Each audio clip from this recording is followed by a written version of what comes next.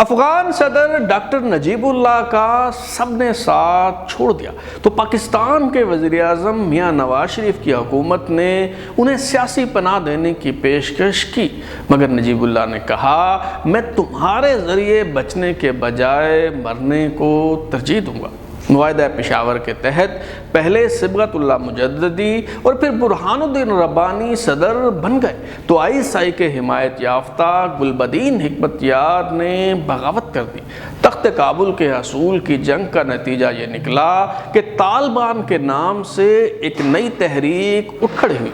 قندھار اور ہرات فتح کرنے کے بعد طالبان کابل میں داخل ہوئے تو سابق افغان صدر ڈاکٹر نجیب اللہ کو قتل کر کے ان کی لاش کھمبے سے لٹکا دی گئی۔ ڈاکٹر نجیب اللہ جنہیں تاجک حکومت قتل کرنے کی ہمت نہ کر سکی، انہیں پشتون طالبان نے کیوں مار ڈالا؟ آج ہم تاریخی حقائق کی مدد سے یہی سب کچھ جاننے کی کوشش کریں گے۔ ترازو کی سیریز افغانستان کی تاریخ کی 12ویں قسط کے ساتھ میں ہوں بلال غوری اور آپ دیکھ رہے ہیں ترازو۔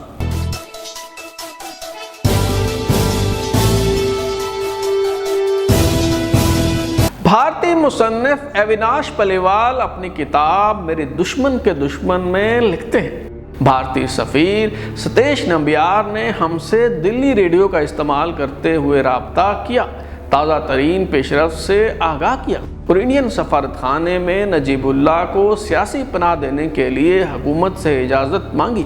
بھارت کے لیے دلی میں نجیب کے اہل خانوں کو پناہ دینا اور ان کی دیکھ بھال ایک چیز تھی، لیکن نجیب کو خود اپنے سفارت خانے میں رکھنا ایک اور بات تھی۔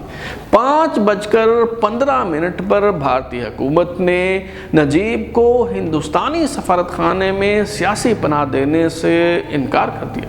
بھارت کے افغانستان میں سفیر ستیش نمبیار نے دلیل دی کہ نجیب اقوام متحدہ کے دفتر میں زیادہ محفوظ رہیں گے، اگر ہم انہیں بھارتی سفارت خانے میں پناہ دیتے ہیں تو بہت سے مسائل پیدا ہو جائیں گے اور نجیب کی حفاظت کرنا مشکل ہو جائے گا۔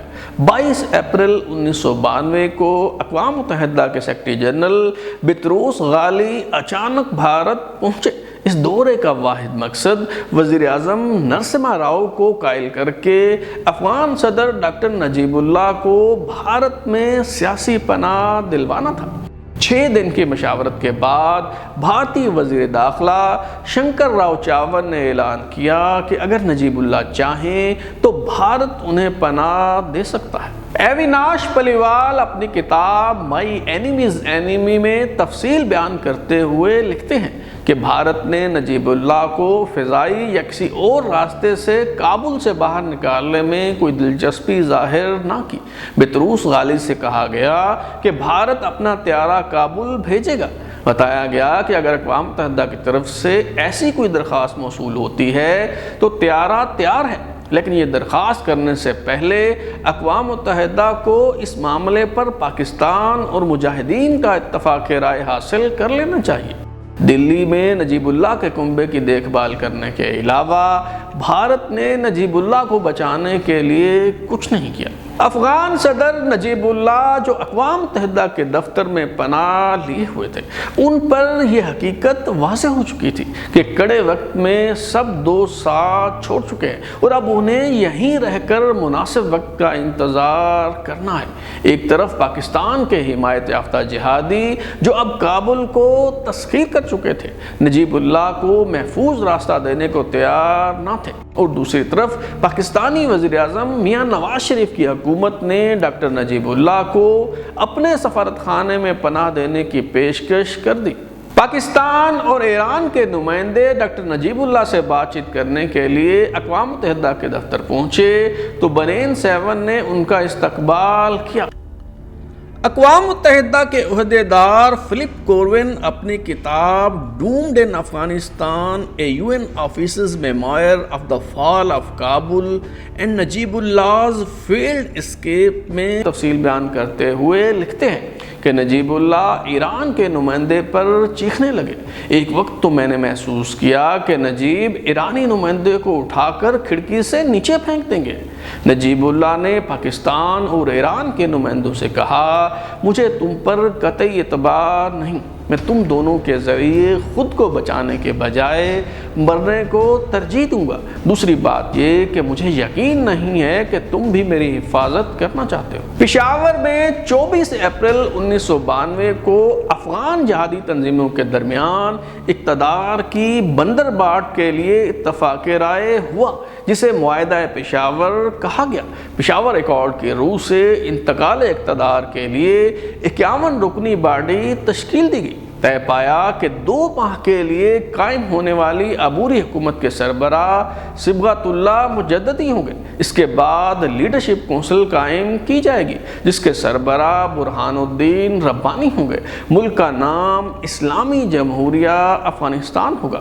وزیر اعظم اور دیگر وزراء کا تقرر تنظیمات کے سربراہ کریں گے، لیکن طے پایا کہ وزیر اعظم حکمت یار کی حزب اسلامی سے ہوگا۔ ڈپٹی پرائم منسٹر اور وزارت داخلہ کا منصب اتحاد اسلامی افغانستان کو ملے گا۔ مولوی یونس خالص کی حزب اسلامی کو ڈپٹی پرائم منسٹر اور وزارت تعلیم کا منصب دیا جائے گا۔ نیشنل اسلامک فرنٹ کو ڈپٹی پرائم منسٹرشپ اور وزارت خارجہ دی جائے گی، جبکہ سپریم کورٹ حرکت انقلاب اسلامی کے زیر انتظام ہوگی۔ صبغت اللہ مجددی، جن کا تعلق صوفیوں کے نقش بندی سلسلے سے ہے، ان کے خاندان کو روحانیت کے اعتبار سے افغانستان میں بہت اہم مقام حاصل تھا۔ ان کے اثر و رسوخ کا یہ عالم تھا کہ انہیں بادشاہ گر کہا جاتا تھا۔ کمیونسٹ صدر نور محمد ترکی کے دور میں مجددی خاندان کے 79 سرکردہ افراد کو قتل کر دیا گیا اور صرف صبغت اللہ مجددی بچنے میں کامیاب ہوئے۔ صبغت اللہ مجددی نے روسی مداخلت کے بعد سب سے پہلے national liberation front of Afghanistan کے پلیٹ فارم سے مسلح جدوجہد کرنے اور ہتھیار اٹھانے کی اپیل کی۔ صبغت اللہ مجددی نے ماسوائے ڈاکٹر نجیب اللہ کے سب کے لیے عام معافی کا اعلان کر دیا۔ ڈاکٹر نجیب اللہ سے متعلق کہا گیا کہ ان کے مقدر کا فیصلہ عوام کریں گے۔ صبغت اللہ مجددی کے اقتدار سنبھالنے کے چند ماہ بعد جب برہان الدین ربانی نے لیڈرشپ کونسل تشکیل دی تو وہ مستعفی ہو گئے اور یوں برہان الدین ربانی صدر بن گئے۔ حزب اسلامی افغانستان کے سربراہ گلبدین حکمت یار شراکت اقتدار کے اس فارمولے پر خوش نہ تھے، چنانچہ انہوں نے بغاوت کر دی اور کابل پر راکٹ باری کا سلسلہ شروع ہو گیا۔ تخت کابل کے حصول کی اس جنگ نے دارالحکومت کو تہس نہس کر دیا۔ برہان الدین ربانی افغانستان کے صدر تھے اور ان کے فوجی کمانڈر شیر پنجشیر احمد شاہ مسعود وزیر دفاع کا منصب سنبھالے ہوئے تھے۔ گزشتہ 300 سال کے دوران پہلی بار اقتدار پشتونوں سے چھن گیا اور اب حکومت پر تاجکوں کی اجارہ داری تھی۔ حامد کرزئی، جنہیں نائب وزیر خارجہ مقرر کیا گیا تھا، ان جیسے پشتون غیر اہم عہدوں پر متمکن تھے۔ گلبدین حکمت یار، جنہیں ISI کی پشت پناہی حاصل تھی، انہیں یہ صورتحال گوارا نہ تھی۔ ایک بار ان سے بات چیت کر کے وزیر اعظم بننے پر قائل کیا گیا اور انہوں نے یہ منصب سنبھال بھی لیا، مگر پھر راہیں جدا کر لی کیونکہ وہ صدارت سے کم کوئی منصب قبول کرنے کو تیار نہ تھے۔ صدر برہان الدین ربانی کی حکومت کابل تک محدود تھی اور یہاں بھی راکٹوں کی بارش کا سلسلہ کسی بھی وقت شروع ہو سکتا تھا۔ افغانستان کے دیگر علاقوں میں ہر گاؤں، شہر اور علاقے کا الگ کمانڈر تھا۔ مغربی صوبے ہرات پر سردار اسماعیل خان کا غلبہ تھا۔ شمال کے لگ بھگ 6 صوبوں پر جنرل عبدالرشید دوستم کی اجارہ داری تھی۔ جنوب اور مشرق کے پشتون علاقوں میں صورتحال اس سے بھی زیادہ گھمبیر تھی۔ کابل کے قریب ایک چھوٹے سے علاقے پر حزب اسلامی کے سربراہ گلبدین حکمت یار قابض تھے۔ انارکی کے اس دور میں جہادی کمانڈر اپنے اپنے علاقوں میں خدا بنے ہوئے تھے اور ان کے منہ سے نکلے ہر لفظ کو قانون کا درجہ حاصل تھا۔ حالات کی کوکھ سے ایک نئی تحریک نے جنم لیا۔ روس کے خلاف لڑنے والے جہادی جو پاکستان کے مدارس میں تعلیم حاصل کر رہے تھے، انہوں نے صورتحال کو سدھارنے کی ٹھان لی۔ کیونکہ یہ مدارس کے طالب علم تھے اس لیے انہیں طالبان کہا جانے لگا۔ انہوں نے یک چشمی 39 سالہ ملا عمر کو اپنا رہبر چن لیا۔ قندھار کے گاؤں سے تعلق رکھنے والے ملا عمر جو روسیوں کے خلاف لڑتے ہوئے 4 بار زخمی ہوئے اور ایک آنکھ بھی بے نور ہو گئی، ان کا حسب نسب اور شجرہ نسب متاثر کن نہ تھا، نہایت معمولی گھرانے سے تعلق رکھتے تھے۔ حالات کے ستائے لوگوں نے طالبان کو نجات دہندہ سمجھا اور عام شہریوں کی تائید و حمایت سے یہ تحریک زور پکڑنے لگی۔ 1994 کے موسم سرما میں طالبان نے قندھار پر قبضہ کر کے خطرے کی گھنٹی بجا دی اور پھر نہایت برق رفتاری سے شمال اور مغرب کی جانب بڑھنے لگے۔ 1995 میں طالبان نے ہرات کو فتح کر لیا۔ طالبان آندھی اور طوفان کی طرح آگے بڑھ رہے تھے، کسی میں ان کے خلاف مزاحمت کرنے کی ہمت نہیں تھی۔ جہادی کمانڈر یا تو فرار ہو رہے تھے یا پھر لڑے بغیر ہتھیار پھینک رہے تھے۔ آخرکار طالبان 27 ستمبر 1996 کو دارالحکومت کابل میں داخل ہو گئے اور امارات اسلامی افغانستان کے قیام کا اعلان کر دیا۔ افغان صدر برہان الدین ربانی فرار ہو گئے۔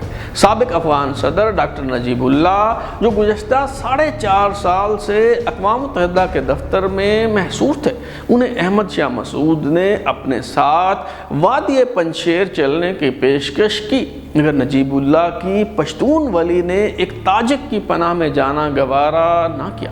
ڈاکٹر نجیب اللہ اقوام متحدہ کے دفتر میں محصور تھے تو تب بھی فارغ نہ بیٹھے اور پیٹر ہاپکرک کی کتاب دی گریٹ گیم کا پشتو میں ترجمہ کیا تاکہ ان کی قوم عالمی سازشوں کو سمجھ سکے۔ طالبان سے متعلق نجیب اللہ کو کسی قسم کا خوف نہ تھا۔ اس کا خیال تھا کہ میں پشتون ہوں، طالبان پشتون ہیں، وہ مجھے کیوں ماریں گے؟ مگر طالبان ان کے خون کے پیاسے اور جان کے درپے تھے۔ امیر المومنین نے کابل فتح کرنے کے بعد سب سے پہلا حکم یہی جاری کیا کہ ڈاکٹر نجیب اللہ کو ڈھونڈ کر نشان عبرت بنا دیا جائے۔ ملا عبدالرزاق نے طالبان کے ایک دستے کو یہ مشن سونپ دیا۔ طالبان کے مسلح جنگجوؤں پر مشتمل 15 ٹرک اقوام متحدہ کے دفتر آ کر رکے۔ 27 ستمبر 1996 کا دن تھا۔ ڈاکٹر نجیب اللہ اپنے کمرے میں قاتلوں کے قدموں کی آہٹ محسوس کر سکتے تھے۔ اقوام متحدہ کے دفتر کے باہر تعینات سنتری پہلے ہی غائب ہو چکے تھے اور اب قاتلوں کی راہ میں کوئی رکاوٹ حائل نہ تھی۔ طالبان نے اندر داخل ہو کر ایک ملازم سے پوچھا، نجیب اللہ کہاں ہیں؟ اس نے پسو پیش سے کام لیا، مگر جلد ہی طالبان ڈاکٹر نجیب اللہ کو ڈھونڈنے میں کامیاب ہو گئے۔ وہ اپنے بھائی شاہپور یوسف زئی، محافظ جعفر اور سیکٹری توخی کے ساتھ موجود تھے۔ نجیب اللہ اور ان کے ساتھیوں کو گھسیٹ کر کمرے سے باہر لایا جا رہا تھا تو انہوں نے کہا، یہ سب خلاف قانون ہے۔ طالبان نے ہنستے ہوئے جواب دیا، تم نے کون سا کام قانون کے مطابق کیا ہے؟ ڈاکٹر نجیب اللہ کو گھسیٹ کر گاڑی میں ڈال دیا گیا، بری طرح مارا پیٹا گیا، جنسی اعضاء کاٹ دیے گئے اور پھانسی دینے کے لیے ڈاکٹر نجیب اللہ کو کابل کے مرکز آریانہ چوک لایا گیا۔ ڈاکٹر نجیب اللہ کو گاڑی سے اترنے کا حکم دیا گیا، مگر انہوں نے زخمی حالت میں بھی طالبان کی اطاعت کرنے سے انکار کر دیا۔ چنانچہ وہیں گاڑی میں بیٹھے ہی سر میں گولی مار کر نجیب اللہ کا کام تمام کر دیا گیا۔ طالبان ڈاکٹر نجیب اللہ کو زندہ حالت میں پھانسی تو نہ دے سکے، مگر اب مرنے کے بعد لٹکانے کا منصوبہ بنایا گیا۔